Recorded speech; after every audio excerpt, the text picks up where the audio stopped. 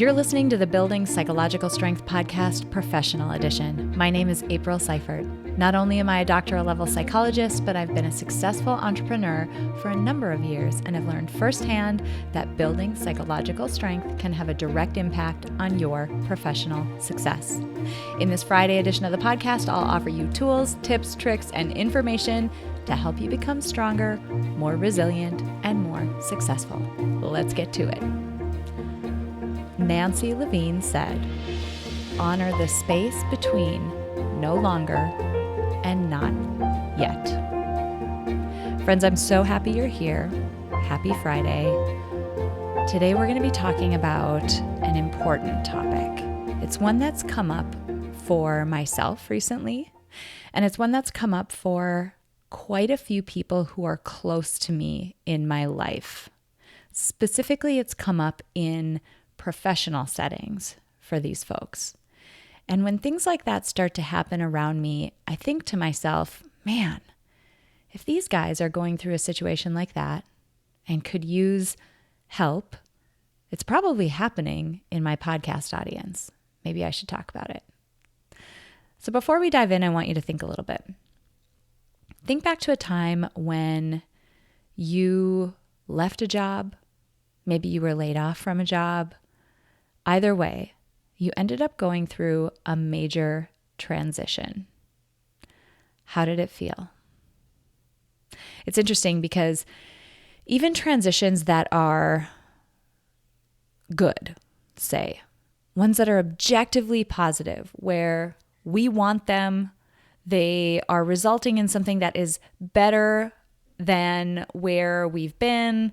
Even in those most optimal situations, transitions and change are still really difficult.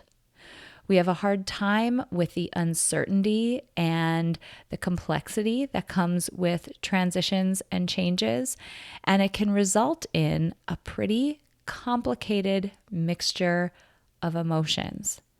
And that's where I want to dive in with this quick episode. Now, if you think back to a time that you have left a job, quit a job, transition to a new job. I'm using that because I see this a lot in people's professional lives. You likely experienced a complex set of emotions all at the same time. Now, it's interesting. Emotions can be not really easy, but much easier to handle when we are purely feeling one emotion at a time. When we are purely happy about something, or feeling optimistic, or even when we are just purely angry about something. That single emotion, experienced one at a time, is so much easier for us to handle and to understand and to support ourselves through. Where things get more difficult is in situations, and I've talked about this so much lately, and this is why this podcast episode is coming up, situations that we would label as VUCA, volatile, uncertain, complex, and ambiguous. VUCA, V-U-C-A. Transitions, by nature, are VUCA. They challenge us in ways that can be hard to manage, and they bring up complex emotions. Let me give you a quick analogy that I love to give when I talk about emotions and their complexity. Let's say somebody had a jar of paint and they showed it to you and they asked you what color it was, and they opened the lid and it was blue paint. You'd look at it and you'd say blue, right? That's blue. And what if they had another jar of paint and they said, okay, what color is this one? And they lifted off the top of it and it was red. You'd say, okay, that's red paint, red, great. And say they lifted the jar or the lid off of another jar of paint and they showed it to you and it was yellow. You'd say, yeah, that's yellow paint. Now, what if each of those paint colors represents an emotion? Maybe the yellow paint is happiness. Maybe the blue paint is sadness. Maybe the red paint is anger. Now, what if you took all of those colors of paint and you poured them into a bigger bowl and mixed it around? what color would you have? Grayish, brownish sludge, right? You would have this color that when you look at it, you can't actually discern what colors went into it. And I hope you're tracking ahead here to see the, point of this analogy that I'm giving you. When our emotions get really mixed up, it can be difficult for us to sift through them and to understand the landscape of what's happening inside our minds. And this is particularly true in times of transition. Again, VUCA transitions, volatile, uncertain, complex, and ambiguous. VUCA transitions where, because of the nature of them, they generate a complex emotional landscape. So you find yourself in the midst of that transition and you just feel yucky. And it's hard to figure out where all that is coming from and what an effective way to move forward is. Imagine you're in a transition and you're feeling that. It can be difficult to see that there actually is yellow paint in that sludge. There is a proportion of you that's happy about that change. But that happiness can be difficult to spot when it's being masked by maybe anger or sadness. And so when you have all of those paint colors, all of those emotions mixed up, it's tough to look at the sludge as a whole.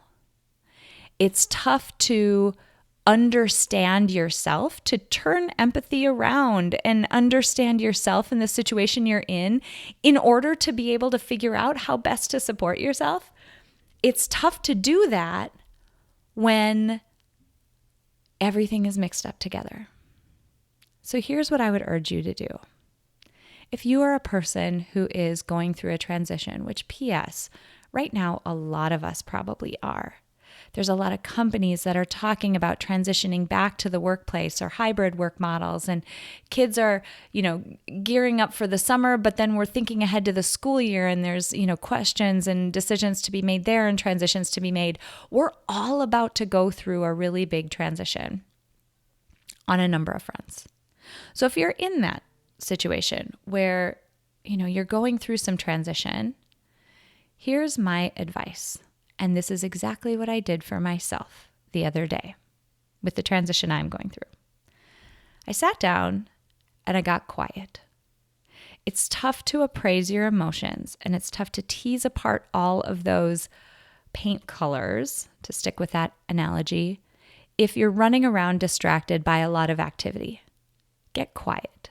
Sit still for a minute and allow whatever the strongest paint color to come up, let it come. Take the position of your observing mind, the part of your mind that is able to see thoughts coming, able to see emotions coming, and is able to get curious about them. Let whatever that strongest emotion is, let it rise to the surface. And then use your observing mind to name it.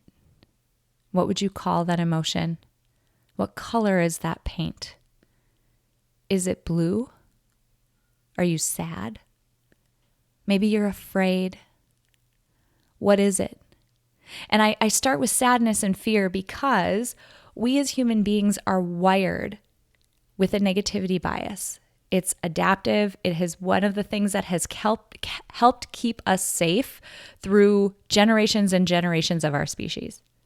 So we tend to see, feel, express, connect with negative emotions much more quickly and easily. So what you might notice is that in a complex situation, the negative emotion is the one that comes forward first. And that's okay. That doesn't mean anything about the situation.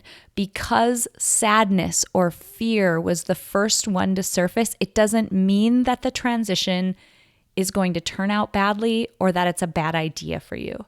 It means you are a human being with a mind, and minds naturally have a negativity bias.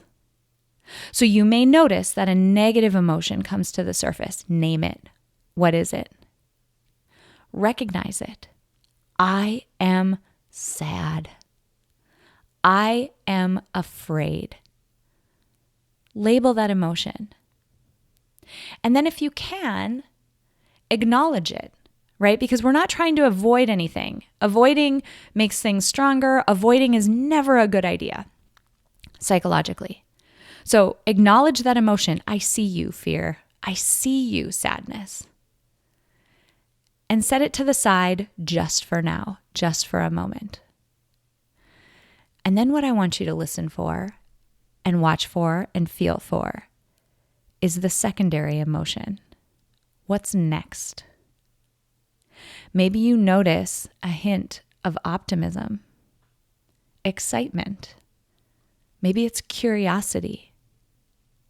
There's a secondary emotion there that sometimes, if it's a positive emotion, a more favorable emotion, can be masked by that primary strong negative emotion, that paint color that just overwhelms all others.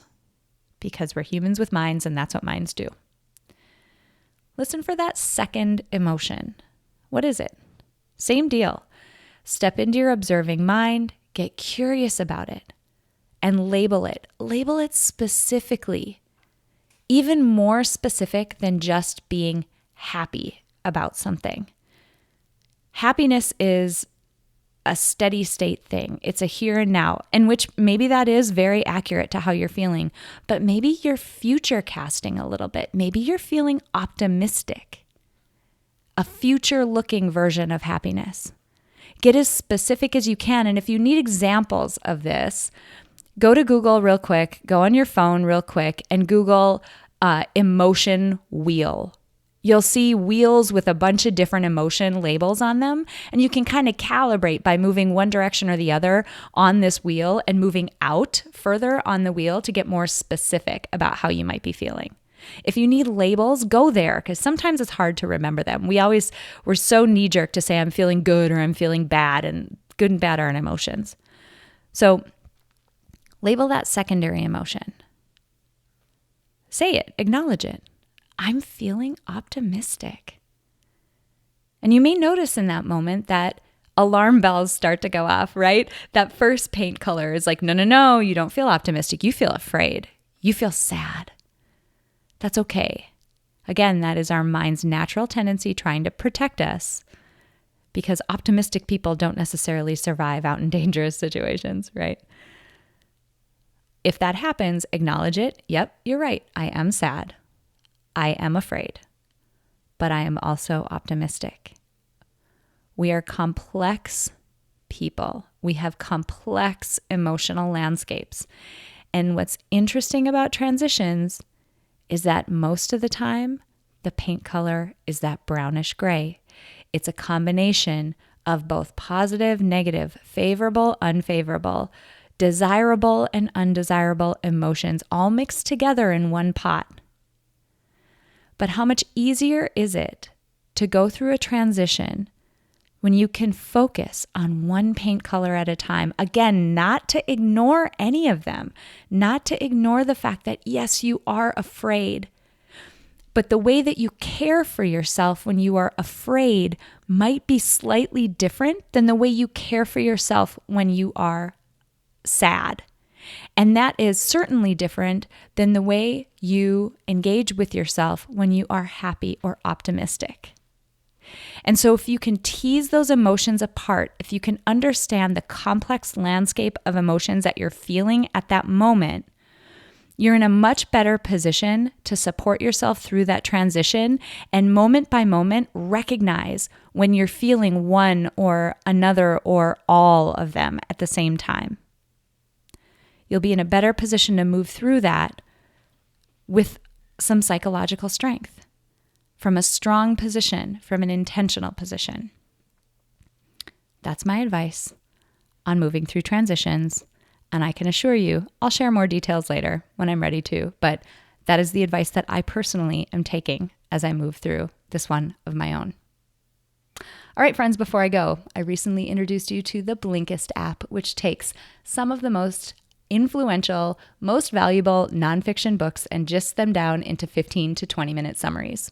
In 15 to 20 minutes, you can listen to a series of blinks and understand the key concepts, insights, and take home points from some of the most transformative books, and you can get started for free.